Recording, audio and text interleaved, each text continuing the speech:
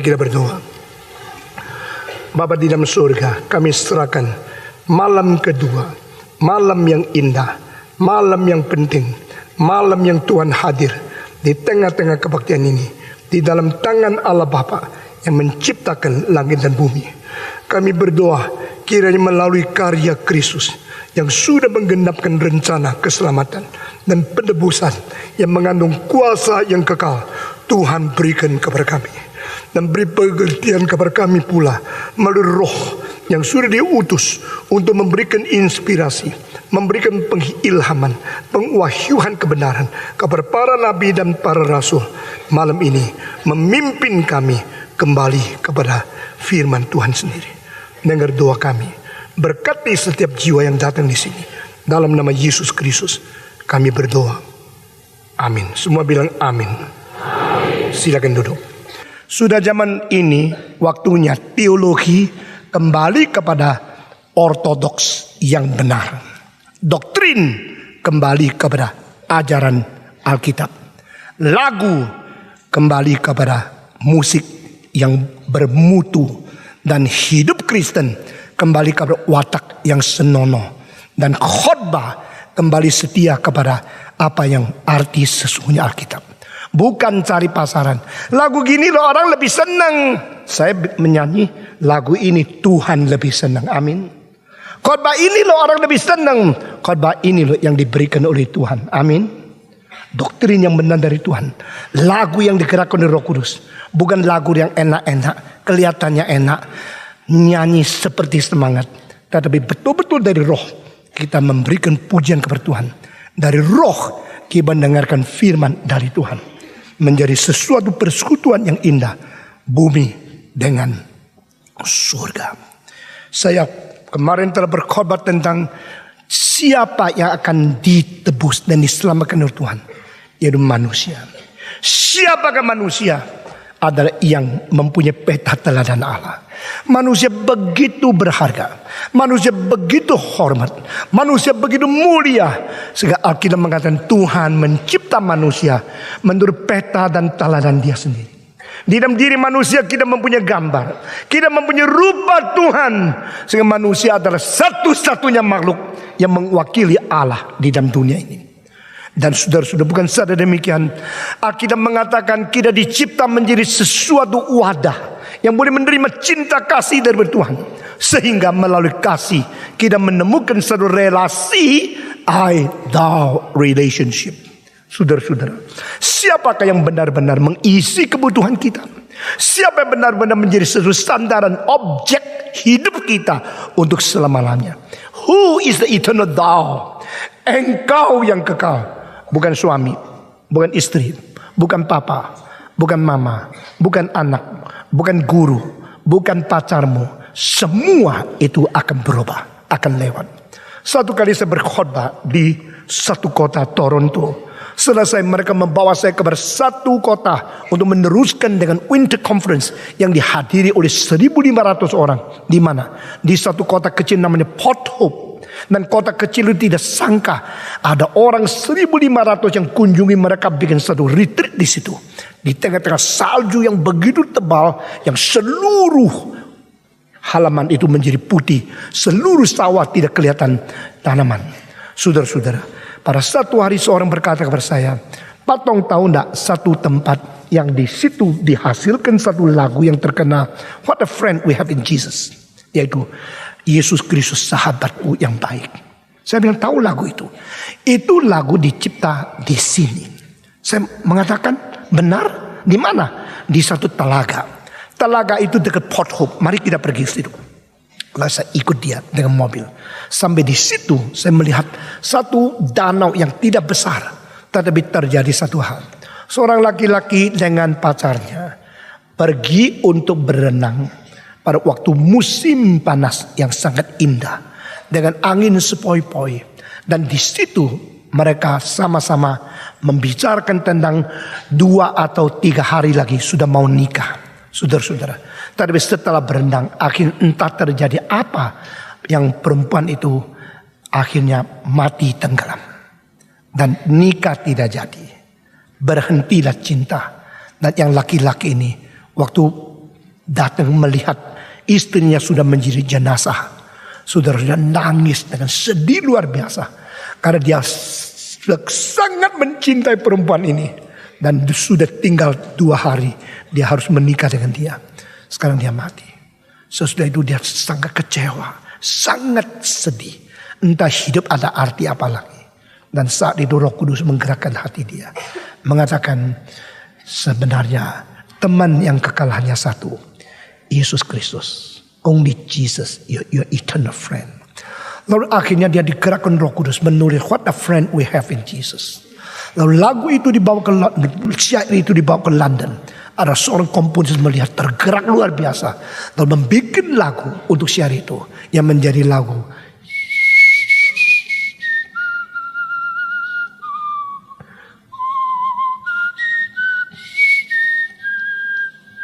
Tenang, sederhana, tapi sangat mendalam, menusuk ke dalam hati setiap orang.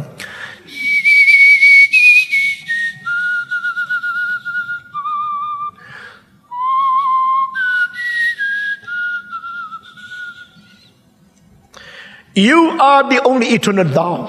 Besides you, there's no object of true love forever and ever. Yesus Kristus cinta kasih yang sesungguhnya. Yesus bukan saja pengasih kita yang sungguh-sungguh dan kekal. Dia adalah juru selamat dunia. Dan itu sebab lagu itu saya mengganti syairnya yang besok akan diajarkan kepada saudara. Yesus juru selamat dunia. Dia menanggung dosaku dan dia menanggung dosamu. Dia mati dan bangkit sampai selama-lamanya. Dia adalah juru selamat kita semua. Saudara-saudara sekalian, hari ini kita masuk ke tema kedua. Siapakah peta teladan Allah? Kenapa perlu diselamatkan oleh Tuhan?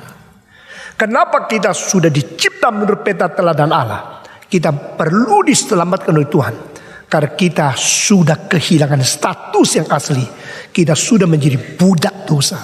Kemarin, the image of God. Hari ini, the slave of sin. Siapakah manusia? Manusia adalah budak-budak dari berdosa. Saudara-saudara, itu sebab kita akan mengerti tentang doktrin dosa. Tentang ajaran Tuhan untuk menyegarkan dan untuk menginsyafkan kita tentang sebenarnya apa itu artinya dosa. Saudara-saudara, kalau kita mengatakan semua orang berdosa, kita terhibur karena istilah semua. Sehingga kita tidak terasa tersendiri. Tapi Tuhan justru mendengar dan mengutarakan kalimat itu dengan kesedihan luar biasa. Semua berdosa. Berarti manusia yang dicipta semua tidak beres. Kalau engkau mengatakan semua tidak lulus. Nah, saya ada kawan banyak. Karena yang tidak lulus bukan saya sendiri. Tetapi papamu mendengar semua tidak lulus. Berarti anaknya semua tidak mau sekolah dengan baik. Demikian kalau kita mengatakan semua berbuat dosa, semua mengurangi kemuliaan dari Tuhan Allah. Itu satu kalimat cetusan yang sangat sedih dari Tuhan yang membicarakan tentang manusia yang dicipta oleh Dia. Siapakah saya? Siapakah engkau? Bukankah kita sangat bangga dengan apa yang kita raih, apa yang kita capai, apa yang kita sudah berjuang dan peroleh, sehingga kita menganggap kita adalah orang yang cukup sukses di dalam dunia. Hidup kita cukup lancar, hidup kita cukup mewah, hidup kita cukup diinginkan oleh orang lain. Tapi Tuhan tidak melihat dari sudut ini. Tuhan melihat berapa dosa yang kau perbuat. Saudara-saudara, siapakah di dunia ini yang sering insyaf, sering sadar dan sudah mempunyai catatan tentang dosa-dosa yang diperbuat oleh dia? Mengenai dosa kita melihat dua hal. Pertama, perbuatan-perbuatan dosa. Dan kedua, status orang yang berbuat dosa. Ini dua hal harus kita bedakan, kita pisahkan, baru kita mengerti apa maksud daripada Tuhan Allah. Saudara-saudara, perbuatan-perbuatan dosa itu adalah terjadi dalam hidup dan kelakuan kita. Status orang yang berbuat dosa itu adalah satu kemelaratan setelah Adam berontak kepada Tuhan Allah. Sehingga saya mau tanya, saya ini adalah orang berdosa karena saya berbuat banyak kesalahan sehingga saya disebut orang berdosa, atau karena saya adalah orang berdosa sehingga saya tidak luput dari berbuat kesalahan. Mengerti maksud ini? Ini dua berbeda. Simply because I have done so many mistakes, I have so many faults, so I'm called a sinner. Or just a contradictory, and I am a sinner, so I cannot escape, I cannot avoid committing sins. Saudara-saudara, apakah sebab saya berbuat dosa sehingga saya disebut sebagai orang berdosa? Atau sebaliknya, sebab saya orang berdosa maka saya disebut orang berdosa? Saudara-saudara, mari kita lihat. Inilah satu-satunya buku yang memberitahu kepada kita, Adam karena memberontak kepada Tuhan, karena tidak taat kepada perintah, karena menjadikan diri pusat dari kehidupan, sehingga dia disebut orang berdosa. Saudara-saudara, Adam mengatakan secara tidak sadar di dalam hatinya, bukan kehendakmu yang terjadi, tapi keinginanku yang terjadi. Apakah yang menjadi perwakilan daripada seluruh program kehendak Tuhan Allah? Itu perintah yang diberikan kepada Adam. Pohon ini engkau tidak boleh makan buahnya. Yang lain silakan. Hanya ini engkau tidak boleh makan, karena hari engkau makan, engkau akan mati. Ini perintah yang tidak ada penjelasan. Karena apa artinya mati? Adam tidak tahu. Di dalam hidup Adam belum pernah lihat apa yang mati. Belum pernah ada binatang yang mati, dia sadar. Belum pernah ada pengalaman mati yang dia alami. Belum pernah ada gejala mati yang dia pernah tahu. Dan Allah tidak perlu memberikan penjelasan untuk setiap kalimat yang diberitahukan kepada kita.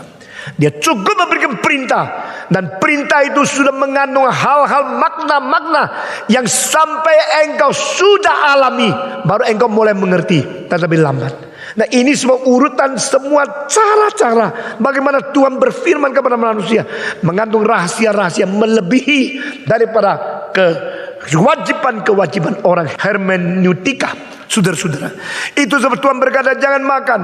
Hari itu engkau makan, engkau akan mati. Stop. Tuhan tidak jelaskan kenapa tidak boleh makan. Tuhan tidak jelaskan apa artinya kalau makan akan mati. Tuhan tidak jelaskan mati itu apa. Ini supra rasional, ini supra empirical, ini supra perasaan, ini supra pengalaman. Seluruhnya tidak bisa diterima secara logika, mendetail atau perasaan atau pengalaman. Tapi ini perintah. Apakah sikap manusia terhadap perintah Allah yang secara tidak terlalu jelas, tapi sudah dengan tegas beritahu kepada kita hanya satu, taat. Nah, inilah cara yang manusia tidak gampang terima. Apalagi setelah manusia berbuat dosa. Kenapa begini? Kenapa begini? Kenapa saya harus percaya kepada Tuhan? Kita terus mau berdebat supaya Tuhan takluk kepada logika kita. Tuhan bilang, stop, forget it, nonsense. Aku Allahmu. Aku bilang tidak boleh makan. You dengar. Hari itu engkau makan, hari itu engkau akan mati. Adam tidak mengerti. Lalu yang tidak mengerti harus diterima dengan iman. Yang tidak mengerti tidak dilarikan diri daripada ketidakmengertian itu. Nah, inilah sikap manusia ke Tuhan Allah. Karena itu satu larangan, itu perintah, maka dia anggap remeh. Saudara-saudara, maka di situ di dalam Taman Eden timbullah dua suara yang bersabang. Pertama, suara Allah. Kedua, suara ular. Suara Allah tegas, tidak boleh. Suara ular untuk menetralisasi, untuk merelativisasi, untuk menegatifkan kalimat yang tegas dari perintah Tuhan. Tuhan bilang engkau tidak boleh makan. Ular menjawab, apakah Tuhan mengatakan engkau tidak boleh makan? Dia hanya mengatakan tidak boleh jamah. Dia robah. Dia mulai korting semua kalimat daripada Tuhan. Sehingga Adam mulai menjadi bingung. Tuhan mengatakan hari makan engkau pasti mati. Itu mutlak. Dia mengatakan engkau tidak tentu mati. Itu tidak mutlak. Jadi yang mutlak menjadi tidak mutlak. Yang mutlak menjadi relatif. Ini semua mulai bukan daripada zaman sains, zaman skolastiksisme, zaman medieval, daripada zaman Taman Eden. Saudara-saudara, saya boleh menelusuri semua filsafat yang paling meragukan iman orang Kristen yang timbul dalam sejarah. Sumbernya ditelusuri sampai Kejadian pasal 3. Setelah saya mengajar filsafat berpuluh berpuluh-puluh tahun saya menemukan akarnya semua di pasal ketiga dari Kejadian. Mutlak menjadi relatif, yang benar menjadi tidak tentu, yang pasti menjadi tidak pasti, yang harus beriman menjadi ragu-ragu. Semua mulai daripada Kejadian pasal ketiga. Mengenai epistemologi yang kacau mulai dari pasal 3. Tuhan berkata, engkau jangan makan. Hari engkau makan, engkau akan mati. Setan pakai cara bercorak ular, merubah menjadi, engkau kalau makan, engkau matanya akan celik, akan menjadi besar, dan engkau akan menjadi lebih bagus. Saudara-saudara, setan menipu Adam, dan Adam diizinkan oleh Allah mendengar suara kedua, second opinion. Saudara-saudara, kalau saya cari dokter, dokter bilang gini, saya tidak akan terima. Saya cari dokter kedua, mau tahu second opinion. Waktu tahun 84, dokter di Manila mengatakan, kamu kanker liver, kamu pasti mati tahun ini. Saya minta sekali lagi dicek apakah benar. Ternyata yang salah adalah dokter yang mengatakan kalimat itu. Saya hari ini masih hidup. Saudara-saudara, saya tidak akan sembarangan percaya kepada yang katanya dokter terkenal, kecuali second opinion mengimbangi, baru saya mulai terima. Saya adalah seseorang yang seumur hidup tuntut kebenaran, bela kebenaran, tidak mau berkompromi. Pada waktu pertama kali nyonya saya hamil, lalu saya berada di Amerika. Waktu dia sudah gugur, dokter bilang anaknya masih ada. Saya pulang dari Amerika, saya bawa dia ke dokter yang lain. Saya minta ngecek betul-betul masih ada tidak. Ternyata dokter bilang anak itu sudah tidak ada, sudah lama tidak ada. Sekarang masih banyak gumpalan di dalam, karena ditipu oleh dokter pertama. Dia menganggap anak masih ada, baring terus. Saudara-saudara, saya adalah orang tidak sembarangan menerima statement. Second opinion harus didengar. Tetapi saudara-saudara, kalau second opinion tidak dari Tuhan dan first opinion dari Tuhan, engkau harus dengar second opinion atau tidak. Ini menjadi satu keadaan praktis yang harus kita harapkan. Saudara-saudara, kalau suara dari Tuhan tidak didengar, opini kedua yang melawan Tuhan yang didengar, itulah satu krisis rohani mulai terjadi. Inilah gereja. Gereja sekarang tidak mau firman Tuhan, mau dengar pendeta-pendeta yang mengatakan Tuhan berkata kepadaku, Allah mengwahyukan kebenaran kepadaku. Seolah-olah engkau tidak peduli lagi firman Tuhan. Dengar pendeta-pendeta yang berani klaim dia mendapatkan wahyu baru dari Tuhan. Saudara, itulah satu kelemahan yang paling besar dari gerakan yang radikal. Karena apa? Di situ satu doktrin mengenai wahyu menggoncangkan segala sesuatu yang memakai nama Allah sekarang telah menipu gereja. Sehingga banyak orang kira ini adalah seorang hamba Tuhan yang mendapatkan wahyu dari Tuhan. Mari kita dengar dia, mari kita teliti kabar dia. Akhirnya tidak ditimbangkan, tidak dicari apakah Alkitab sudah menjadi hal yang mutlak yang harus menghakimi yang disebut wahyu Tuhan yang baru, atau wahyu Tuhan yang baru yang diterima untuk mentiadakan otoritas Alkitab. Ini hal-hal saya kalau ada waktu saya berikan ceramah 10 jam mengenai doktrin wahyu yang apa yang menjadi kebahayaan bagi gereja. Tapi sekarang banyak orang Kristen asal rame, asal yang berkhotbah berani khotbah, asal bercorak, berwibawa, berotoritas, langsung takluk kepada dia. Di Surabaya ada seorang dokter yang tidak mau lagi jadi dokter, katanya dipanggil untuk menjadi pendeta. Lalu dia kesini sana bersaksi, berkhotbah, mempengaruhi ribuan orang. Dan dia satu hari mengatakan, bulan Agustus Allah akan mengambil nyonyanya. Nyonyanya akan mati. Sehingga banyak orang musuh berdoa bagi dia, banyak orang mendengar khotbah dia yang diwahyukan oleh Tuhan. Sampai sekarangnya sudah 12 tahun nyonyanya belum mati. Di dalam Alkitab mengatakan, jikalau ada nabi bernubuat demi nama Allah, tetapi apa yang dinubuatkan tidak jadi, rajam dia pakai batu sampai mati. Jangan takut kepada dia.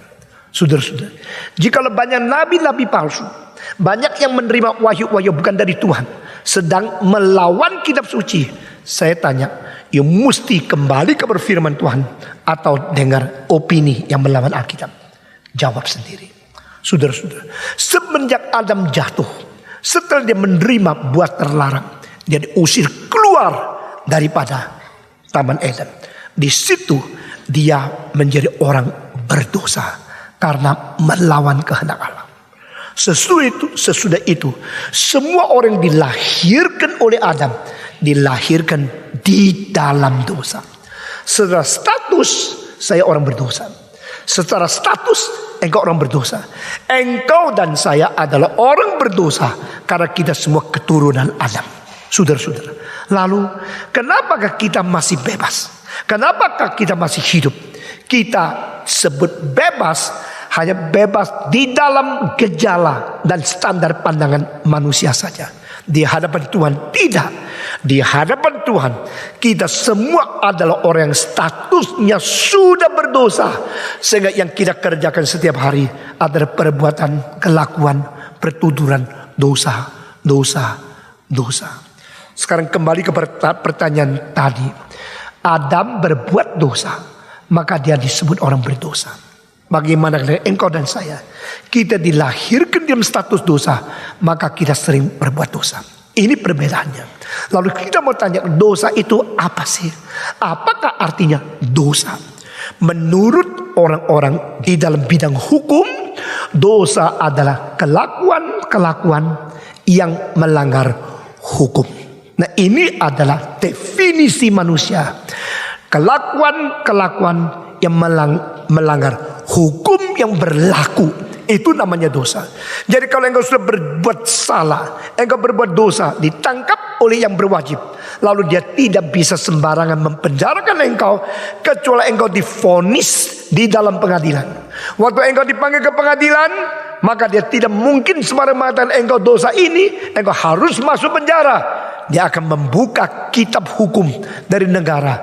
Menurut pasal keberapa, menurut ayat keberapa, maka engkau sudah melanggar peraturan 336, peraturan 337, peraturan 485. Jadi tata negara bagian hukum akan dipaparkan untuk menjadi tunjangan menjatuhkan hukuman kepada engkau.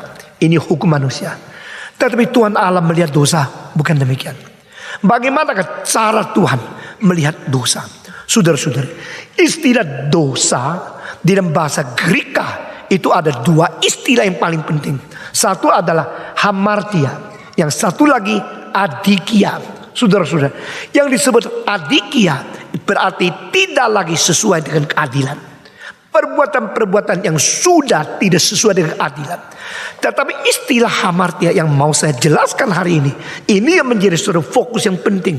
Hamartia berarti tidak mengena sasaran. Itu namanya hamartia. Kalau saya melepaskan panah dan di depan di luar satu target, tengah-tengah target ada suatu bundar, itu menjadi sasaran. Sekarang saya melepaskan panah itu. Panah itu keluar dari busur, dia terbang di tengah angkasa. Dia berterbang terus dengan kekuatan yang sangat cukup. Dia bisa mencapai jarak yang cukup jauh. Tapi sudah sampai dekat di situ, saudara-saudara, ternyata dia mancapnya 2 cm kurang dari sasaran yang menjadi fokus itu. Lalu disebut di dalam bahasa Greka hamartia, berarti luput. Apa artinya? Luput. Engkau bilang, wah cilaka. Sekali lagi, engkau melepaskan panah dengan betul-betul tangan yang tegas dan mata yang tajam sekali. Akhirnya lepas lagi 1 kali. Akhirnya kekuatan terlalu besar, bukan saja capek, melebihi akan tempat itu. Jauhnya 3 meter sesudah. Apakah dia bilang, wah bukan saja cukup hebat, lebih jauh. Puji Tuhan, engkau betul-betul mempunyai kekuatan besar. Tetap dijawab hamartia, engkau luput. Jadi berapa dekat, berapa jauh, asal tidak kena sasaran, itu namanya hamartia. Ngerti ini? Inilah arti Alkitab. Jadi kitab suci dengan jelas mengatakan, kamu disebut orang berdosa, bukan karena engkau berzina, bukan karena engkau berjudi, bukan karena engkau narkoba, bukan karena engkau mencuri, bukan karena engkau menipu uang orang lain. Itu semua dosa. Tapi itu ada dosa di dalam perbuatan. Tetapi yang disebut hamartia dalam Alkitab adalah engkau tidak kena sasaran yang ditetapkan Tuhan bagi manusia. Saudara-saudara, seluruh umat manusia jatuh di dalam dosa karena satu wakil dari seluruh umat manusia, yaitu siapa? Adam. Adam berdosa. Kita semua dilahirkan di dalam status berdosa. Kedua, yang disebut dosa berarti kita sudah luput dari sasaran yang ditetapkan oleh Tuhan. I missed the target. God, Tuhan mengatakan, because you missed the target, so you are called a sinner. Karena saya tidak mengenal sasaran tujuan saya dicipta, maka saya orang berdosa. Dengan kalimat ini mari kita introspeksi. Saudara sadar tidak, Tuhan mencipta engkau dengan sasaran yang sangat sempurna dan tinggi. Tapi hidup kita sekarang tidak mencapai sasaran sesuai kehendak Tuhan. Itu sebab engkau disebut sebagai orang berdosa. Saya disebut sebagai orang berdosa. Saudara-saudara, mari kita mengerti, bukan menurut maunya kita. Gini kau salah, gitu kau salah. Saya sudah kerja setengah mati, ini yang betul. Itu kan menurut kamu. Engkau sudah kerja setengah mati menurut standarmu. Tetapi yang Tuhan mau justru bukan itu yang kau dituntut. Yang dituntut adalah menurut apa yang direncanakan Tuhan. Kau belum pernah kerjakan. Saya berani berkata, kebanyakan manusia seumur hidup kerjakan banyak hal yang tidak perlu, dan yang perlu tidak dikerjakan. Berapa banyak orang pada waktu mati dia mulai menyesal. Aduh, pada waktu saya muda saya berencana mengerjakan ini dan ini. Hari ini saya sudah tua, ternyata belum kerjakan. Lalu ditanya, kalau begini apa yang kau kerjakan? Justru saya sudah kerjakan banyak yang saya tidak perlu kerjakan. Karena terpaksa cari uang, cari makan, ingin kaya. Karena nyonya mau saya mesti banyak menunjang dan sebagainya. Akhirnya saya mesti menyesuaikan kebutuhan sehari-hari. Sehingga rencana yang saya inginkan pada waktu saya masih remaja belum pernah saya tercapai. Itulah fakta. Itulah satu realita di dalam seluruh sejarah masyarakat manusia. Sampai hari ini generasi ini tetap dengan bodoh mengulangi apa yang sudah dilakukan yang salah oleh nenek moyang kita bergenerasi-generasi. Itu sebab kita perlu dengar firman Tuhan. Dan betul-betul hati-hati dengan hati yang aus, merindukan setiap kali khotbah ada kalimat apa yang asal dari takhta Allah, membawa engkau kembali ke rencana yang asli. Saya tidak mengerti kalau sampai hari ini seumur hidup saya tidak menjadi pendeta, saya bagaimana muka bisa menghadap Tuhan Allah. Kalau waktu umur 17 tanggal 1 Januari tanggal 9 Januari 1957, kalau hari itu saya tidak ambil keputusan mendengar firman Tuhan lalu menjadi hamba Tuhan, saya seumur hidup ini mungkin menjadi konglomerat, mungkin menjadi arsitek yang besar, mungkin menjadi komponis, mungkin menjadi penyanyi, mungkin menjadi konduktor, mungkin menjadi artis, painter yang boleh menjadi kaya raya. Tadi saya tidak tahu bagaimana menghadap Tuhan, karena sasaran Tuhan untuk hidup Stephen Tong bukan uang, bukan seni, bukan karya yang sukses di dunia, bukan harta yang banyak, tapi mencari jiwa, menegur gereja, membangunkan manusia kembali kepada Tuhan. Saudara, itu sebab dengan serius, dengan sungguh-sungguh, dengan amat sangat rendah hati, saya minta Anda hari ini mulai dengan rendah hati minta Tuhan beritahu kepadamu apa sasaran yang Tuhan tetapkan untuk hidup Anda. Maukah saudara? Saya minta. Sudah lama engkau hidup tidak karu-karuan. Sudah lama engkau hidup bermain-main. Sudah lama engkau hidup menghamburkan waktu dari Tuhan. Sudah lama engkau main-main hidupmu, jiwamu, watakmu di dalam lubang singa masih belum sadar. Engkau kira saya berzina, tidak ada orang tahu. Saya berjudi karena saya pintar. Saya bernarkoba, minum narkotika, dan engkau minum segala ganja, marihuana, dan obat-obat yang lainnya berangsang seks dan sebagainya. Ini kan kebebasanku.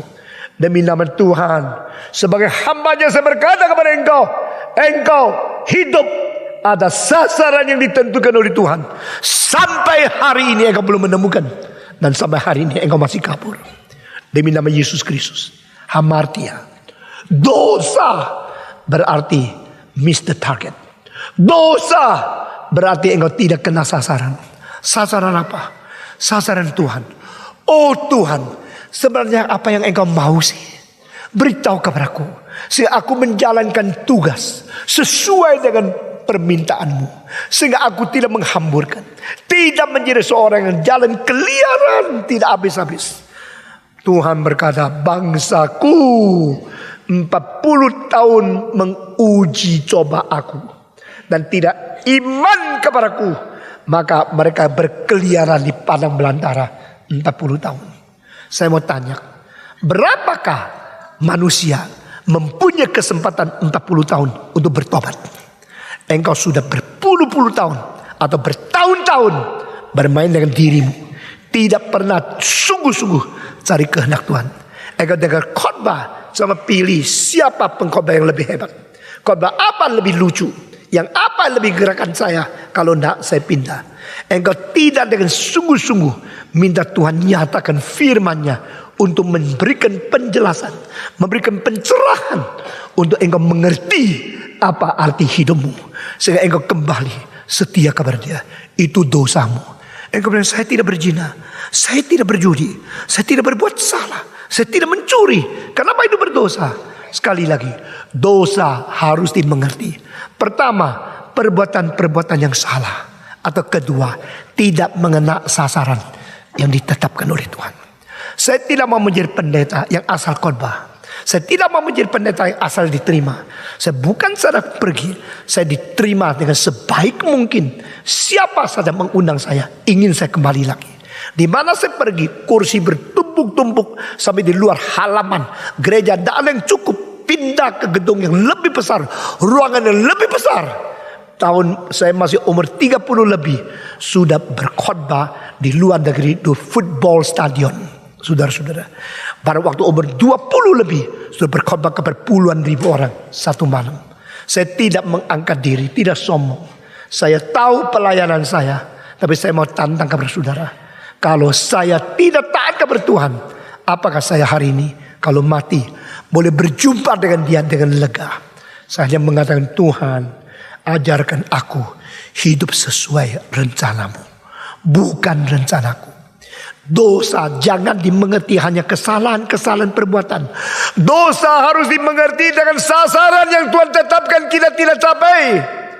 Mungkin orang puji, engkau pintar ya, engkau meraih berapa banyak gelar, engkau untung berapa banyak duit, engkau sudah berapa puluh pabrik, engkau sudah berapa miliar uang yang diterima setiap bulan.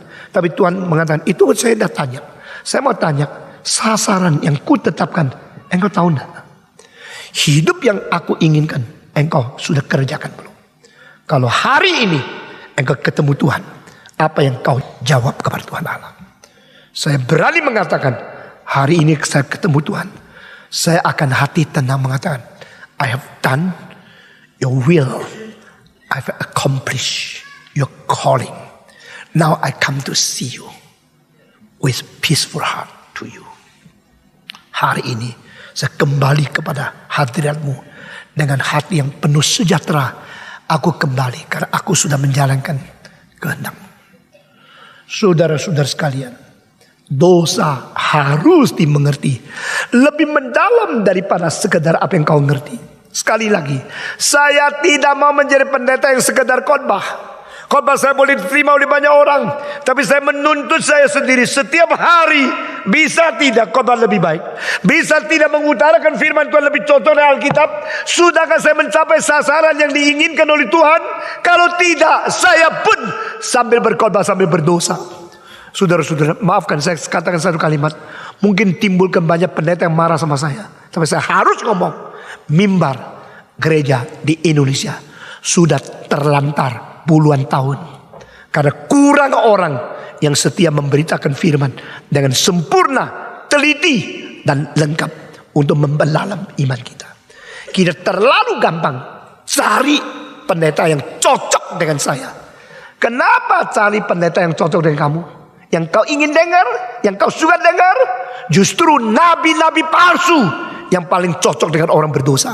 Saudara-saudara, mulai hari ini carilah saya cocok dengan Tuhan atau tidak.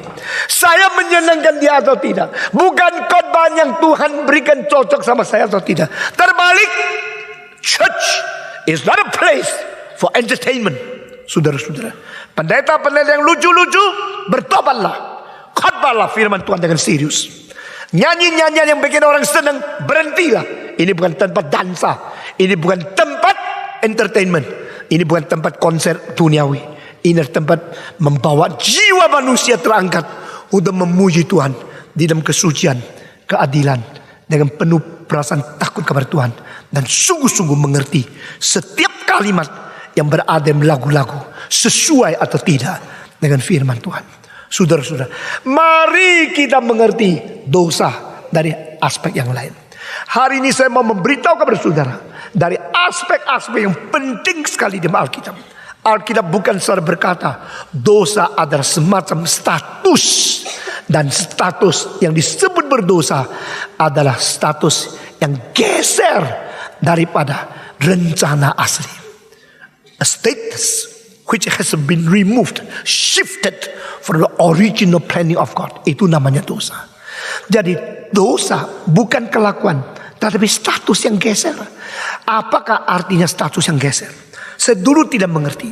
Setelah saya berkhotbah, seorang pendeta dari Irlandia yang pernah menjadi profesor saya, dia mengatakan, menurut John Wesley, jikalau khotbah yang sama, engkau tidak berkhotbah sampai 80 kali, engkau sendiri belum pernah mengerti apa yang kau khotbahkan. Saya waktu itu masih umur 23, di dalam kelas dengar profesor mengatakan kalimat ini, saya kaget. Dia orang Inggris dari Irlandia. Dia studi betul-betul mengenal riwayat daripada John Wesley. Karena orang John Wesley khotbah di Irlandia, di Inggris, di Skotlandia lama sekali. Dan dari surat-surat atau catatan harian dia menemukan kalimat itu. John Wesley mengatakan khotbah yang sama sampai 80 kali engkau khotbah terus, baru engkau tahu apa artinya khotbah yang kau sampaikan. Saya tidak berarti pendeta sebenarnya khotbah yang sama sampai 80 hari ya. Nanti anggotanya hilang semua, saya tak tahu ya.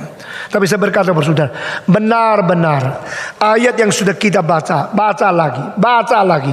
Seumur hidup mungkin ribuan kali engkau baca, baru engkau mengerti secara sepenuhnya arti itu apa. Saya percaya malam ini banyak orang sudah pernah dengar khotbah tentang dosa berpuluh-puluh kali di dalam hidupmu. Tapi malam ini ada sesuatu yang baru yang kau ngerti. Betul tidak? Betul tidak? Apa sebab? Karena banyak hal yang dicatat di dalam Alkitab, tidak pernah digali baik-baik di atas mimbar.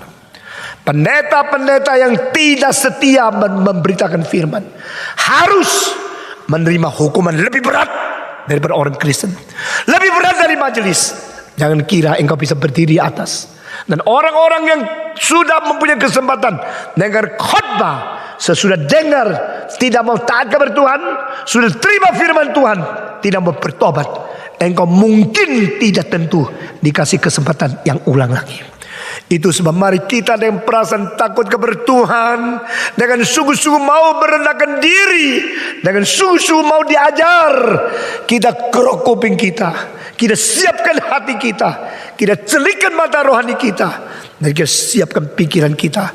Berkata Tuhan, I want to listen, I want to submit, I want to obey, I want to receive all your commandments. Aku mau terima segala perintahmu. Saudara-saudara, setelah saya menyelidiki, saya akhirnya melihat heran. Kenapa di Alkitab mengatakan malaikat yang berdosa, dosanya apa? Dosa malaikat itu dosa apa? Engkau bilang gampang, sombong. Saya berkata kepada saudara, tidak pernah di dalam kitab suci satu kali mengatakan malaikat yang jatuh karena sombong. Itu hanya tafsiran yang membuat konklusi sendiri. Tidak ada dasar ayat satu kali dari Alkitab. Seluruh kitab suci belum pernah mengatakan satu kali itu pemimpin atau penghulu malaikat jatuh karena dia sombong. Tapi apakah dia sombong? Memang dia sombong, cuma tidak dicatat istilah sombong. Lalu apakah sebabnya dia disebut malaikat yang berdosa, yang melarat? Dia berzina, tidak dicatat. Dia berjudi, tidak. Dia membunuh, tidak. Dia bohong, tidak. Dia cuma mempunyai satu keinginan, yaitu yang dicatat di dalam Yesaya pasal 14 ayat 12 dan seterusnya. Catat dan tidak usah baca sekarang. Dengar terus. Di situ satu-satu kalinya secara gamblang memberitahukan kabar kita mengapa penghulu malaikat akhirnya melarat. Karena dia berkata, aku ingin sama dengan yang tertinggi. Aku mau duduk di atas taktanya. Saya mau seperti Allah. Nah itu yang diakibatkan orang mengatakan dia sombong. Karena sombong maka dia dosa, lalu dijatuhkan. Betul kan dia sombong? Betul. Saya cuma katakan Alkitab tidak pakai istilah sombong. Itu tafsiran kita. Tetapi Alkitab mengatakan ambisi mau sama dengan Allah. Itulah namanya penggeseran status. Nah saudara-saudara, malam ini teologinya sangat-sangat berat. Dan malam ini kalau engkau mengerti, seumur hidup engkau akan rubah hidupnya. Saudara-saudara, the shift of the status, the move of the original status planned by God. Itu namanya dosa. Pengertian ini harus kita hayati dengan sungguh-sungguh. Artinya apa? Malaikat itu malaikat, penghulu malaikat itu penghulu malaikat, manusia itu manusia, binatang itu binatang, dan tumbuh-tumbuhan itu tumbuh-tumbuhan. Matahari ada kemuliaannya matahari, bulan ada kemuliaannya bulan, bintang-bintang ada kemuliaan bintang-bintang. Ini 3 kalimat bukan dari saya, dari Paulus yang tercantum di dalam 1 Korintus pasal 15. Saudara-saudara, dengan demikian maksudnya ciptaan Tuhan Allah masing-masing ada status aslinya. Tidak boleh yang laki-laki lupa dia status, lalu dia takluk kepada sang wanita, dia akan berdosa. Tidak boleh yang menjadi istri mau lebih tinggi dari suami, dia akan merusak peraturan keluarga, berdosa. Tidak boleh manusia lupa dia manusia, dia menjadi binatang, dia berdosa. Tidak boleh binatang diangkat menjadi sama dengan manusia, dia berdosa. Dosanya evolusi mempersamakan manusia dengan monyet, mempersamakan manusia dengan binatang. Saudara-saudara, mari kita mengerti apa yang disebut dosa. Selain daripada kelakuan-kelakuan melanggar hukum, ini semua tahu. Dan sayangnya hukum dunia begitu dangkal, hanya mengerti dosa sampai di derajat yang paling rendah itu saja. Firman Tuhan mengatakan dosa adalah luput daripada kemuliaan yang ditetapkan, luput dari sasaran yang sudah diciptakan. Bukan secara demikian, dosa adalah penggeseran daripada status. The remove of the original status. Penggeseran terjadi pertama-tama bukan oleh Adam, pertama-tama oleh penghulu malaikat yang berkata di hatinya, aku mau sama dengan yang tertinggi, aku mau duduk di atas taktanya, saya mau seperti Tuhan, seperti Tuhan. Nah baik kan? Bukan orang Kristen selalu nyanyi, aku mau seperti Tuhan. Saya mau tanya, ingin menjadi seperti Tuhan bagus gak? Ingin menjadi seperti Tuhan bagus gak? Bagus kan? Saya ingin menjadi seperti Tuhan, saya ingin seperti Tuhanku, itu kan bagus. Ingin seperti apanya? Ingin seperti sucinya, bagus. Ingin seperti adilnya, bagus. Ingin seperti lembutnya, bagus. Ingin seperti tegasnya, bagus. Ingin seperti beraninya, bagus. Ingin seperti penyerahan diri, bagus. Ingin seperti rendah hati dia, bagus. Ingin seperti cintanya, bagus. Ingin seperti dia jadi Allah, tidak bagus. Bisa ngerti? Karena saya ingin suci seperti Tuhan, itu bagus. Saya ingin menjadi Allah, itu namanya penggeseran status. Semua penggeseran status. Oh, saya berdoa di hati biar mengerti sesungguhnya khotbah ini. Lalu konsep kekristenan, iman kekristenan, hidup kekristenanmu, kerohanian kekristenmu, watak kekristenmu akan berubah total mulai hari ini. Saudara, saya kasih tahu, khotbah dan pengertian yang benar mempertumbuhkan iman dan rohani. Tapi kebaktian khotbah yang tak karu-karuan, engkau ikut makin banyak, makin kacau rohanimu. Sekali lagi ya, jangan kira sini ada kebaktian saya ikut, situ saya ikut, saben hari dari Senin sampai Sabtu saya terus ikut kebaktian rohani di sini sana. Engkau menjadi orang Kristen yang bertumbuh. Engkau makin lama makin kacau. Karena jangan bilang engkau kacau, yang khotbah sendiri kacau kok. Yang ngomong sendiri kacau, lalu dia sendiri kacau tidak cukup, mengacaukan lebih banyak orang lain. Lalu dia akan merasa diri sukses. Di Jakarta seorang pendeta bilang sama anggotanya, jangan dengar Stephen Tong. Ditanya kenapa? Karena kau sudah dididik baik di sini, jangan dikacaukan oleh dia lagi. Karena apa? Karena dia sesat. Sesat di mana? Tidak dijawab. Pokoknya sesat. Aku sudah susah payah mendidik kamu, sudah mengerti di sini, jangan dikacaukan lagi di situ. Saya mau tanya, siapa yang dengar khotbah saya pikirannya menjadi kacau? Angkat tangan. Saya mau tanya, siapa yang sebelum dengar khotbah saya pintar, setelah dengar menjadi goblok? Angkat tangan. Saya berani janji kepada Anda, saya betul-betul mengkupas firman Tuhan, betul-betul memberikan sari, esensi dan kualitas yang paling dalam di kitab suci kepada kamu. Tak mungkin kamu yang dengar khotbah saya menjadi lebih bodoh dari sebelumnya. Pasti lebih cerdas, lebih pintar. Itu jaminan saya. Kalau tidak, saya bukan hamba kebenaran. Saya bukan hamba firman Tuhan. Saya tidak perlu minta engkau datang lagi ya, supaya kebaktian rame. Tidak mau datang, silakan. Besok tidak mau datang, silakan. Yang rugi bukan aku, pasti kamu. Karena setiap khotbah saya bertanggung jawab kepada Tuhan. Setiap firman yang saya khotbahkan lebih jelas dari buku yang kau beli. Coba baca. Saudara-saudara, sekali lagi saya berkata kepada saudara, dosa harus dimengerti sebagai penggeseran status. Itu sebab Alkitab mengatakan malaikat yang tidak memelihara kedudukannya, itu namanya dosa. Loh, saya tidak ngerti. Muncul istilah-istilah seperti ini. Malaikat yang sudah kehilangan statusnya, yang geser daripada kedudukan aslinya. Oh, saya sadar. Tuhan mengwahyukan ini untuk membuat kita pintar, to remove from original status, that is sin. Berubah, geser dari status asli, itu dosa. Mengapa Herodes hari itu malam digigit oleh satu ulat kecil, dia mati? Karena pagi itu dia berbicara seperti Allah. Maka Allah kirim satu ulat, matikan dia. Kenapa Nebukadnezar menjadi seperti sapi sampai harus dihukum 7 masa baru kembali ke istana?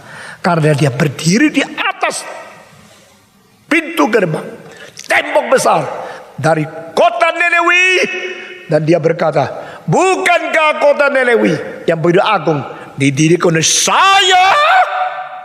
Bukan anugerah Tuhan, tapi saya. Maka Tuhan mengatakan, cukup waktu. Kamu menganggap dirimu Allah, sekarang turun. Kamu yang geser dari status, yang mau naik akan menjadi turun. Dengan kalimat ini, barang siapa ingin geser dari status asli Tuhan menjadi tinggi, secara paksa akan direndahkan. Ini dalil seluruh Alkitab yang mungkin sampai hari ini engkau tidak sadar begitu penting prinsip Alkitab. Saudara-saudara, manusia yang tidak mengaku Allah, dia akan menjadi binatang. Dengar ya, dengar baik-baik ya. Kalau manusia, engkau tanya dia, percaya Tuhan Allah? Oh enggak, saya tidak percaya Tuhan Allah. Kalau tidak percaya ada Allah, engkau percaya ada Allah enggak? Ada Allah, engkau tidak percaya, atau engkau percaya tidak ada Allah? Beda ya. Ada Allah, saya tidak percaya. Sama saya tidak percaya ada Allah, itu lain.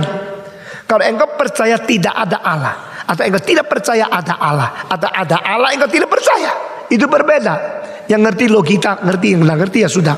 Teruskan ya, saudara. Engkau tahu ada Allah, tapi aku tidak mau percaya. itu berarti kebebasanmu menyeleweng dari dia yang kau mengaku ada. Atau yang kau mengatakan tidak ada Allah. Menurut keyakinan saya tidak ada Allah. Dan tidak ada Allah. Bahkan di dalam dirimu, di dalam konsepmu, memang Allah tidak ada. Tetapi Allah tidak mungkin menjadi tidak ada hanya karena engkau percaya tidak ada Allah. Ngerti? Banyak orang yang tidak percaya Allah akhirnya ditempeleng baru sadar ada Allah. Nah saudara-saudara, kita balik lagi. Lalu Allah tidak ada. Nah saudara-saudara, kalau seseorang mengatakan saya tidak percaya Allah, lalu saya tanya, jadi engkau tidak ngaku engkau dicipta Allah? Oh tidak, saya tidak ngaku saya dicipta Allah. Kalau engkau tidak dicipta Allah, dari mana? Dari mama. Mama dari mana? Mamanya mama. Mamanya mama dari mana? Mamanya mamanya mama. Mamanya mama dari mana? Dari mamanya mama. Mamanya mama dari mana? Dari mama dari mana? Dari mama dari mana? Dari mama. Akhirnya sudah sampai mulutnya mencong. Belum selesai. Dari mana? Mama pertama. Oke. Dari mama pertama. Oke. You tidak percaya Allah kan? Dengar ini logika ya. Hei, orang pintar dengar. You tidak percaya Allah. You tidak tahu, tidak ngaku Allah menciptakan kamu. Dan engkau kira engkau hebat ya. Engkau Kristen, mesti tunduk sama Tuhan. Saya tidak percaya Allah. Kalau begini dari mana? Dari mama. Mama pertama. Karena sudah mencong kan. Nah, mama pertama itu yang melahirkan mama kedua. Lalu terus mama. Ini jadi aku sekarang. Lalu tanya, mama pertama dari mana? Karena dia tidak percaya Allah kan. Jadi mesti jawab apa? Dari monyet.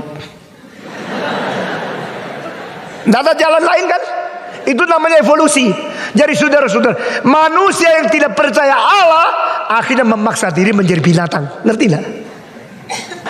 Ini dalil. Dengar, anak muda, hei kamu intelektual yang disebut cendekiawan yang banyak yang palsu. Saudara-saudara, orang bertitel tidak berbobot sama orang berbobot tidak bertitel lain. Kalau engkau berilmu berbobot, tidak bertitel, sayang sedikit. Kalau engkau bertitel tidak berbobot, malu sekali. Saudara-saudara, sekarang siapa yang murid universitas anggap diri cendekiawan sekarang bertobat? Dengar kalimat ini. Kalimat ini adalah prinsip Alkitab. Manusia yang tidak mau status manusia, yang mau jadi Allah, akhirnya jadi binatang. Ngerti tidak? Saya tidak percaya Allah. Kalau gini dari mana? Dari mama pertama. Dari monyet. Ngaku kan? Engkau keturunan cucu buyutnya monyet kan? Engkau yang tidak percaya Allah akan memaksa diri, merendahkan diri menjadi turun binatang. Itu namanya geser status. Saya mau mengerti Alkitab sebenarnya dosa itu apa? Dosa itu bukan saya merokok, saya berjudi. Saudara-saudara, saya kurang berdoa itu dosa. Itu pikiran yang sangat dangkal. Itu pikiran yang sangat-sangat tidak sesuai dengan prinsip. Cuma lihat gejala. Nah, dia begini, dia berdosa, dia gini, dia berdosa. Tidak. Itu ada prinsip dasar. Engkau tidak tahu. Dosa adalah penggeseran status semua. Dosa adalah penggeseran status. Saya tanya lagi. Selain Herodes, selain Nebukadnezar, saya tanya lagi. Mengapa Belsasar malam itu harus mati? Karena dia menganggap diri seperti Tuhan. Dia di dalam kemewahan tertinggi. Dia mengundang semua duta besar luar negeri, permasyuri dan semua orang paling besar, menteri-menteri semua. Lalu di situ dia memuji-puji akan Allah palsu. Padahal Tuhan mau menyatakan Allah yang sejati bertakhta di dalam kerajaan manusia. Ini tema yang penting daripada buku Daniel. Buku Daniel mempunyai satu topik yang paling besar. The power of sovereign God is above the kingdom of man. The power, the ruling power of God is in the kingdom and the throne of man. Di dalam kerajaan manusia ada kuasa Allah yang memerintah. Itu topiknya. Sebab pada waktu itu dia begitu angkat cawan dan mengatakan, mari kita puji semua dewa-dewa yang palsu. Begitu dia bicara, muncullah satu tangan bukan dari manusia menulis di atas tembok yang besar itu. Semua kaget karena tangan yang besar yang bukan dari tangan manusia betul-betul tulis. Lalu mereka semua lihat, goncanglah minuman mereka, semua sudah jatuh. Lalu mereka melihat apa? Mini tikal ufalsin. Orang langsung mengerti. Sudah diukur, sudah dihitung. Cukup sampai di sini. Harimu, kuasamu. Malam itu Raja Belsasar dibunuh dan tentara musuh masuk ke kota merebut kuasa politiknya, menjatuhkan taktanya dan mengambil alih negara Babylon. Saudara-saudara, sekarang abad ke-20 saudara bisa menemukan kota Babylon adalah kota yang paling tebal temboknya, paling tinggi temboknya sampai pada hari itu. Saudara tahu, sampai sekarang abad 21 tidak ada kota yang temboknya melawan Babylon. Tingginya 30 meter. Saudara-saudara, coba pergi ke Paris, coba pergi ke Beijing, coba pergi ke itu Versailles, coba pergi ke Tokyo. Ada tidak kota yang temboknya tingginya 30 meter? Saya sudah ke Beijing, saya sudah ke Versailles, saya sudah ke kota-kota yang mempunyai tembok yang paling besar. Saudara tahu, itu tebalnya boleh sekaligus 8 kuda berlari-lari di atas tembok itu. Kok bisa jatuh? Belsasar kenapa jatuh? Kenapa turun dari kedudukan sebagai raja?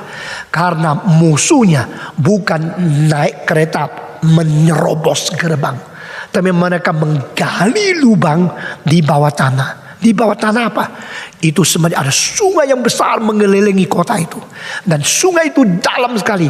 Mereka menggali lubang dari seberang sungai situ, di bawah sungai, sampai masuk ke dalam bawahnya alas, bawahnya fondasi kota yang 30 meter tingginya, 100 feet.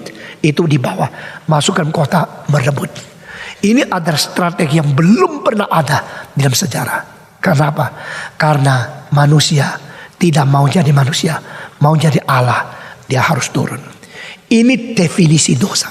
Saudara-saudara, seorang hamba Tuhan, dia hamba Tuhan.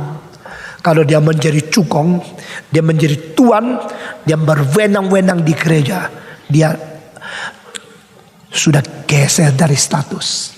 Saudara-saudara, siapa Stephen Tong? Seorang yang melayani kebenaran.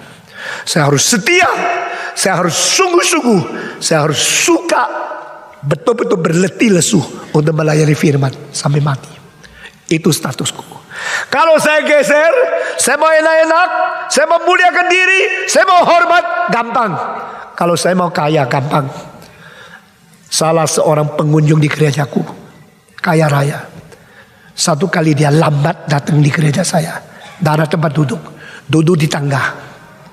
Orang umur 70, orang besar, lambat duduk di tangga. Waktu dia duduk, saya khotbah terus. Saya tidak, orang itu datang kasih tempat yang besar. Tidak. Pada waktu dia duduk di tangga, saya tahu orang ini ngerti takut kabar Tuhan. Saya tahu gereja ini tidak mungkin tidak diberkati oleh Tuhan. Saya tidak boleh geser dari statusku. Kau yang menjadi majelis, jangan berusaha menjadi cukong. Jangan berusaha menjadi majikan di gereja. Begitu engkau geser, engkau mirip setan.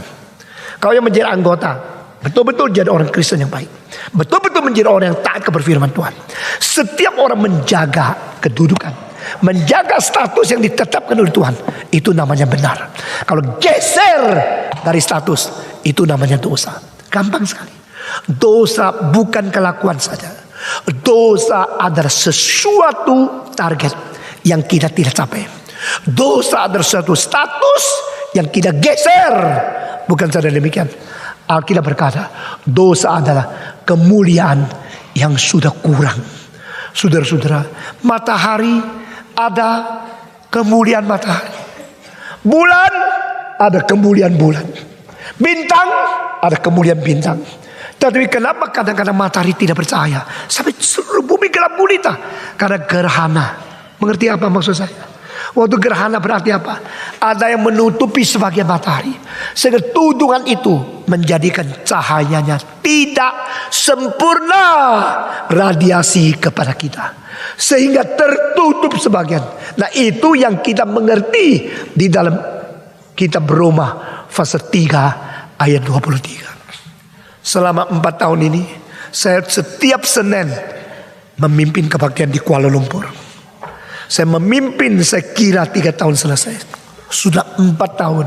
Ternyata saya baru memberikan penjelasan ayat demi ayat, kata demi kata, dengan dinamika seperti malam ini. Sudah 4 tahun baru selesai pasal ke-12. Pasal ke-13 baru selesai 4 kali, tetap ayat 2. Saudara-saudara, karena apa? Firman Tuhan begitu limpah, begitu indah, sehingga saya pikir kalau kita sungguh-sungguh merenungkan firman Tuhan seumur hidup, berapa besar berkat, berapa limpah kerohanian, berapa tegas iman yang kita bisa terima. Banyak orang Kristen belum sadar. Saudara-saudara sekalian, status dari geser dari status itu dosa. Dan poin selanjutnya, dosa adalah mengurangi kemuliaan Tuhan Allah. Saya dulu juga tidak ngerti, ini kalimat begitu gampang. Setiap orang berbuat dosa dan mengurangi kemuliaan Tuhan Allah. Everybody has committed sin and make short the glory of God. Apa artinya? Akhirnya di dalam filsafat dan teologi Augustinus abad ke-4 sampai abad ke-5, di situ saya mulai melihat cahaya. Oh, ayat yang begitu agung itu dimengerti 1600 tahun yang lalu oleh seorang yang begitu penting, yang begitu signifikan, yaitu Sanctus Augustinus. Kekurangan sehat itu namanya sakit. Kekurangan daya tahan itu namanya lemah. Kekurangan kelancaran napas namanya batuk. Kekurangan kekuatan batuk akhirnya mati. Nah, ini hanya sekedar membuat engkau sadar kayak ayat itu. Semua orang sudah berbuat dosa, mengurangi kemuliaan Tuhan Allah. Nah, ini contoh. Ini sehelai apa? Tisu.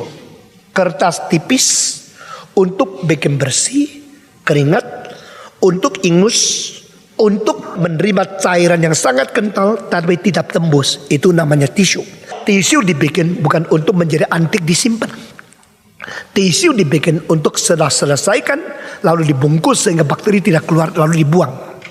Tisu ini masih tisu yang sempurna karena 4 sudut masih betul-betul 90 derajat dan seluruh tisu warnanya masih putih, ini masih utuh. Tisu yang utuh ini mempunyai kemuliaan tisu penuh. Dengar ya, kalimat-kalimat ini harap saya susun dengan rapi sehingga menembusi sel-sel otakmu menjadi ide-ide yang sangat jernih di dalam pikiranmu. Tisu yang 90 derajat di dalam 4 sudut menjadikan tisu ini masih sempurna. Lalu saya pergi sebentar. Waktu saya kembali melihat lagi, tisu ini bentuknya sudah berubah menjadi begini. Lalu saya lihat, ini tisu sudah tidak sempurna. Ngerti? Tisu ini sudah berubah bentuk. Ada bagian yang hilang. Ada bagian yang kurang. Sehingga kesempurnaan tadi sudah tidak ada lagi. Kesempurnaan tadi sudah tidak lagi hadir. Sehingga hanya 2 sisi yang dari 90 derajat. 2 sisi itu dari 90 derajat sudah hilang. Dan kepanjangan daripada 4 segi sudah tidak utuh lagi. Maka saya mau tanya, sekarang tisu ini sudah terjadi apa? Saya tidak tanya berbuat salah. Saya tidak tanya tidak rasa syarat. Saya tidak tanya geser status. Saya tanya keutuhannya di mana. Ngerti maksud saya?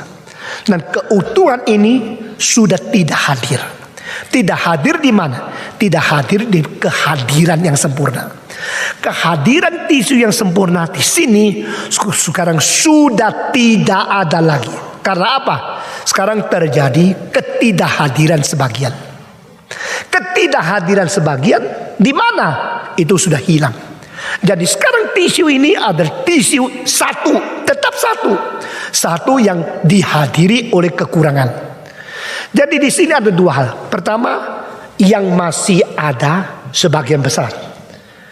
Kedua, kehadiran kekurangan sebagian kecil. Kehadiran kekurangan adalah ketidakhadiran bagian sempurna. Nah, perhatikan, ada sesuatu yang ada, yaitu ada kurangnya. Ada kurangnya berarti kurang adanya. Ada kurangnya, tadi tidak ada kurang, tadi ada utuh. Sekarang ada utuh yang kurang, maka ada kurang yang merusak utuh. Nah, ada apa? Ada cacat. Ada cacat berarti ada bagian yang tidak ada. Bagian yang tidak ada itu menjadikan utuh ini sudah tidak hadir. Keutuhan sudah tidak hadir. Itu namanya dosa. Nah, ini pengertian Alkitab yang melebihi semua hukum negara. Apa yang disebut hamartia? Apa yang disebut adikya? Apa yang disebut sin, transgression? Apa yang disebut itu guilty? Apa yang disebut fault? Apa yang disebut itu semua yang berdosa adalah kehadiran dari bagian yang mengurangi keutuhan kehadiran. Alkitab mengatakan semua sudah berdosa dan sudah mengurangi kemuliaan Tuhan Allah. Berarti sekarang di hadapan Tuhan aku tidak mulia lagi. Ada kemuliaan Allah yang tadi diberikan kepadaku, sebagian itu sudah tidak ada. Saudara-saudara, seorang yang utuh bukan badannya saja, jiwanya, wataknya, ya, studinya, karakternya. Dia kalau jalan, dia mempunyai satu kemuliaan, kehormatan yang luar biasa. Tapi seorang yang ditangkap basah di dalam cabul, berzina dengan istri orang lain. Seorang yang ditangkap basah waktu dia mencuri, waktu TV syutingnya dengan kamera kepada dia. Bagaimana dia? Gini-gini kan? Kenapa? Karena dia tidak berani menghadapi cahaya. Dia malu kan? Waktu dia malu, berarti dia tahu sesuatu kehormatan sudah hilang. Kehormatan yang hilang, kemuliaan yang hilang, itu sebenarnya kehormatan, kemuliaan Tuhan menciptakan engkau menjadi peta teladan Allah. Di situ peta teladan Allah sebagian hilang. Engkau mesti menutup supaya orang tidak lihat siapa yang kurang kemuliaan ini. Kenapa tutup? Malu. Kenapa malu? Malu musuhnya mulia semua. Malu musuhnya mulia. Yang mulia menjadi yang malu. Yang hormat menjadi yang bodoh, yang berdosa, yang salah, yang tidak lagi hormat. Itu artinya dosa. Jadi inilah istilah yang dipakai di Alkitab. Di tempat di mana cahaya tidak capai, itu namanya bayang-bayang. Di tempat di mana cahaya tidak sampai, itu namanya kegelapan. Jadi pada waktu saya baca dari Augustinus, dosa bukan satu realita yang faktual. Saya tidak setuju. Saya pertama-tama apa ini? Jadi dosa bukan sesuatu fakta dari kekurangan daripada realita. Loh, dosa itu realita kok. Kita semua tahu dia berdosa. Itu fakta, itu realita.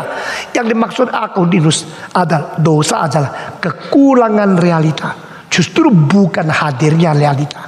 Kekurangan dari realita yang positif itu menjadi satu gejala realita yang negatif. Itu namanya dosa. Jadi saudara-saudara, dengan sendirinya kalau seorang perempuan hamil tua, perutnya begitu besar, lalu di tengah-tengah jalan dia mempunyai dua macam kemungkinan. Pertama, dengan lega, meskipun bolanya gede, dia jalannya mulia. Karena kalau ditanya siapa yang bikin kamu bentuknya beda, dia akan sebut suamiku siapa. Tapi perempuan yang curi makan akhirnya menjadi gendut, jalan di tengah jalan malu. Karena apa? Kalau ditanya itu isi dari mana, dia tidak bisa ngomong. Dia menjadi aneh tindakannya. Mengerti maksud saya? Kalau engkau hidup kelihatan seperti tidak normal, tetapi bukan karena dosa, karena menjalankan keadilan, jalankan kebenaran, mulia itu tidak hilang. Tapi kalau engkau mengerjakan sesuatu, kemuliaan Allah itu menghilang. berarti engkau sudah ada hal yang tidak beres. Saudara-saudara, perempuan yang kehamilannya bisa dipertanggungjawabkan karena ada suami resmi, dia gagah, dia berani. Waktu Adam dan Hawa diusir keluar dari Taman Eden, peristiwa ini menjadi inspirasi yang sangat dalam untuk artis-artis yang menggambar. Lalu saya menyelidiki sejarah lukisan. Saya menyelidiki yang melukiskan peristiwa itu siapa. Saya menemukan Masaccio, menemukan Dürer, menemukan lagi beberapa pelukis dari Spanyol, dari Zurban, daripada orang-orang di Perancis. Lalu saya membandingkan lukisan-lukisan termasuk dari Italia, Michelangelo Buonarroti. Pada waktu saya membandingkan, saya melihat yang paling benar-benar mengerti itu cuma satu. Justru bukan Michelangelo, justru bukan Albert Dürer, bukan orang-orang lain dari Spanyol, tapi dari seorang Itali yang namanya Masaccio. Di satu gereja di Italia Utara ada satu panel yang besar. Di pinggir panel ada 2 gambar, dan di sebelah gambar yang ciut itu tergambar Adam, kepalanya biasa, tapi alisnya susah, dan tangannya, kakinya satu sedang mau menutup bagian daripada kelamin dia karena telanjang. Dan Hawa mempunyai muka yang alisnya turun, mulutnya terbuka, menutup dua bagian, bagian payudara, bagian seks, dan harus keluar dengan sedih luar biasa. Wah, saya meneliti, mempelajari, membaca syairnya. Sayang sampai hari ini sudah berapa kali saya ke Italia belum menemukan lukisan aslinya. Saya di situ merenungkan, pelukis ini seorang teolog. Masaccio was great theologian because he understood the Bible so deeply. Di dalam paras daripada Hawa yang sudah berdosa, ada sesuatu kesedihan yang mewakili seluruh umat manusia. Sudah tidak mungkin kembali lagi hari-hari yang lampau. Tak mungkin aku setir merubah arah daripada waktu. No return. No point to make the time reverse. No power to turn my way. Aku harus menuju kepada hari depan yang menyesal dan habis-habis. Saya sangat tergerak. Mukanya begini, punggungnya begini, sedih. Karena apa? Sudah tidak ada kemuliaan Allah lagi. Saudara-saudara, Yesus berkata, jikalau garam kehilangan rasa, akan menjadi tidak berguna. Hanya dibuang di luar, diinjak oleh orang. Siapa bisa mengakibatkan garam itu asin lagi? Itu adalah salah satu di antara lebih 100 pertanyaan Yesus yang paling tergolong di dalam pertanyaan-pertanyaan inspiratif yang tidak bisa dijawab. Unanswered question from Jesus. Kita boleh tulis satu buku, pertanyaan-pertanyaan Yesus yang tidak mungkin dijawab oleh manusia. Yesus mengatakan, jikalau manusia memperoleh seluruh dunia tapi kehilangan nyawanya, apa gunanya? Itu termasuk pertanyaan yang tidak mungkin dijawab. Jikalau garam sudah kehilangan rasa, apa gunanya? Siapa boleh menjadikan dia asin lagi? Itu pertanyaan yang tidak bisa dijawab.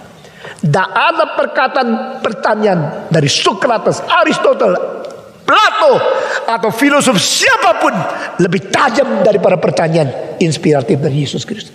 Unanswered questions of the true himself. Yesus ada kebenaran itu sendiri. Waktu kebenaran mengklaim satu kebenaran, siapa bisa melawan? Sekarang saya tanya, kalau pendeta geser status, kalau majelis lupa dia punya kewajiban, kalau orang Kristen tambah Kristus, yang tetap sama seperti orang berdosa, berzina, saya mau tanya, siapa bisa kembalikan rasa asinmu, garam yang kehilangan rasanya? Demi nama Yesus Kristus, malam ini Saya men-challenge, mentantang kita semua. Engkau ciptaan Allah. Engkau adalah orang berdosa, melanggar hukum. Engkau adalah orang berdosa yang tidak mencapai sasaran. Engkau adalah orang berdosa yang geser status. Engkau adalah orang berdosa kehilangan kemuliaan Allah. Sampai kapan? Siapakah saya? Siapakah engkau? Kita adalah manusia yang sudah berdosa. Maka kita perlu ditebus. Juru selamat hanya satu. Tidak pernah Musa mengatakan aku menyelamatkan dunia. Tidak pernah Nabi Yesaya mengatakan aku menyelamatkan dunia. Tidak pernah Yohanes Pembaptis mengatakan aku menyelamatkan dunia. Tapi Yesus Kristus mengatakan aku datang untuk menyelamatkan orang berdosa. Aku datang mencari dan menyelamatkan yang sesat. Aku datang mengalirkan darahku menjadi tebusan bagi banyak orang. Mari malam ini kembali kepada Injil. Karena di luar Yesus tidak ada keselamatan. Di luar salib tidak ada cara menyelamatkan.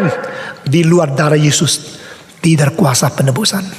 Satu-satunya juru selamat Yesus Kristus. Bolehkah saya menantang engkau malam ini kembali kepada Tuhan dengan jujur, dengan sungguh-sungguh, dan dengan rendah hati, mengaku engkau adalah orang berdosa. Saya tidak minta engkau mengaku dosa apa yang saya kerjakan, itu nanti. Tapi mengaku engkau adalah orang berdosa yang sudah geser status, yang sudah kehilangan kemuliaan, yang sudah tidak kena sasaran, yang sudah melanggar hukum. Yesus menunggu engkau sekarang. Yang berkata saya mau. Tuhan, malam ini sudah jelas. Saya tidak melarikan diri lagi. Saya mau datang kepadamu, bertobat, menerima Tuhan Yesus hari ini. Sekarang taat kepada Dia, bukan kepada saya. Mari kita tunduk kepala. Semua tunduk kepala.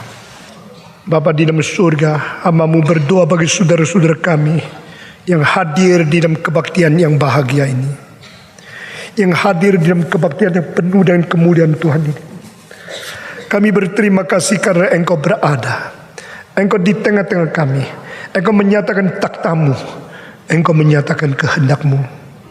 Siapakah gerangan kami, manusia yang sudah begitu jauh dari takhta-Mu, boleh datang kembali mendengar firman-Mu, boleh mengerti inti daripada isi hati-Mu. Ampunilah dosa kami, bawa kami kembali kepada ajaran-Mu yang benar, bawa kami kembali kepada jalur yang Tuhan tetapkan, bawa kami kembali kepada target yang Tuhan tetapkan, bawa kami kembali kepada keutuhan kemuliaan yang Tuhan kehendaki. Beri kekuatan kepada kami untuk menolak semua pencobaan, dan beri kekuatan kepada kami untuk menjalankan kehendak-Mu. Dalam nama Yesus Kristus, hamba-Mu berdoa bagi khusus setiap orang yang sudah maju ke depan, menyatakan ketaatan kepada panggilan dan kepada tantangan panggilan yang mulia. Engkau mengerti siapa mereka. Engkau mencatat nama mereka di buku Al-Hayat. Engkau memberikan hati yang baru untuk mengganti hati yang sudah membatu, supaya mereka dengan lunak dan taat boleh mengikuti jejak kaki pimpinan Roh-Mu yang kudus. Dan mulai hari ini mereka dijadikan orang baru, manusia yang baru di dalam ciptaan baru dari Kristus, dan boleh menjadi saksi Tuhan yang bercahaya di dalam dunia. Setelah suara manusia berhenti, biar khotbah mengenai dosa hari ini boleh sungguh-sungguh mengetuk hati kami, dan boleh membawa kami keluar dari dosa dan berada di dalam rencana Tuhan Allah. Dalam nama Tuhan Yesus, penebus dan juru selamat kami yang hidup. Amin.